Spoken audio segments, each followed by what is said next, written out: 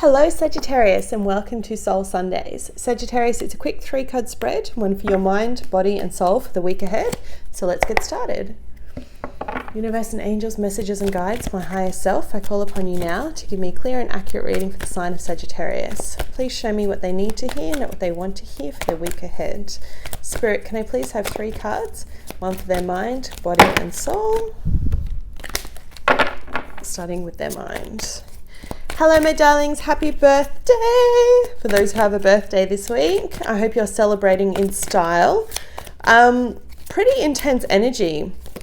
We've had Jupiter leave your sign, and you can always, whenever a malefic planet like that, big planet like that leaves our sign, you can feel a little bit of melancholy. So if it's been a bit of a tough week, I want you to know that everything's working out as it should, okay? Particularly if it's your birthday and you're coming into that period.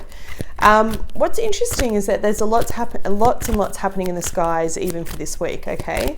I talked a lot about Jupiter last week leaving your sign because it was significant for you, but I also want to talk a lot about what's happening now. For the past 6 months, Chiron, the planet that we often refer to as the wounded healer, or the asteroid I should say, has been going retrograde. Whenever we have something going retrograde like that, it's all about us going back and re-looking at things, revision, redo, replanning, reevaluate, you get the point. So I want you to think back to July 16th or 17th, whatever happened for you around that time that was significant, around that partial lunar eclipse that happened in Capricorn. That's what's bringing, I'm not sure which card it is, I'm going to ask again. That's what's being brought up again, okay? There we go. If you've been doing the hard work, if you've been trying to heal from whatever it is that happened for you around that time, for me personally, I can pinpoint, I know exactly what it was to the actual day. Whatever it is for you, if you've been doing the work, then this week it could feel like a real breather. It could feel like a weight's lifted off your shoulders because you see things clearly, okay? It's like a breakthrough. You're going to be having healing in whatever area it is for you, particularly if you've been working on that, okay? So let's say it's been your health, particularly if you've been working on health, you could just suddenly have more energy. What's interesting is the 12th of the 12th is also the day that we have a full moon in the sign of Gemini. Now, Gemini is ruled by the planet of Mercury. Mercury is the messenger, right, of the solar system. It's where we get our messages from. And when it's not retrograde and in forward motion, the positive messages are all about joy, enthusiasm, curiosity, wit, sharp wit, a little bit of sarcasm, right? Good stuff. It's going to particularly have an important play on you if you haven't released or let go anything that you're holding on to.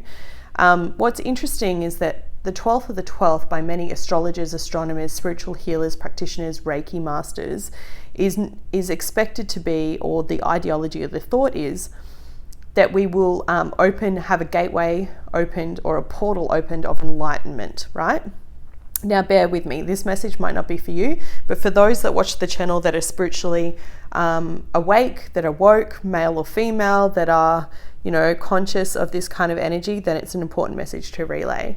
The thought is that we will receive light codes, light energy, light beams to level us up, right? That will transfer into matter to level us up, i.e. our frequency as human beings will change, will vibe higher.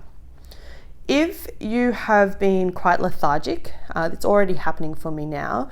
If you're an empath, if you're spiritually awoke, if you're connected to any of this, you'll be feeling it already. You'll be quite tired or lethargic, more so than usual. It's not just your usual Festivus kind of stuff. You'll find that sleeping patterns are changing, eating patterns are changing. You're either not hungry at all and feeling quite nauseous, or really hungry and craving a lot of sugar. It's because your frequency, your vibration's changing, okay? The best advice I can give you is try and go with the flow, connect to it and meditate, connect to that beautiful light code.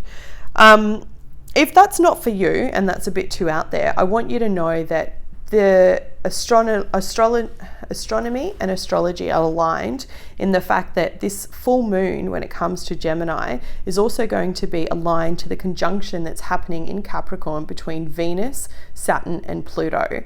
What does that bloody mean? It means that if there's anything that you haven't released or let go of, if there's anything that's causing you dissatisfaction or frustration or anger in your life, be that a romantic connection, be that a friendship, be that family members, then this could very well be the week where you let that go, okay? If you don't, it will be closed out for you. And I say that with honesty, because you've drawn the card of the 5 of Hearts as your mindset card for this week. So it's showing me that you're very much focused on sorrow, on a little bit of melancholy. It could very well be, like I said, for those that are feeling this ascension process, because you're leveling up. For others, it could be because you're feeling like you know you need to let something go, but you might not be ready. And for a lot of you, it could just be feeling this sadness because you're metamorphing, you're going through this metamorphosis into a new self, like you're transforming into a new being, okay? And I don't say that lightly. It's interesting because your spiritual message for your physical self this week is Jesus, the divine healer. Now, you may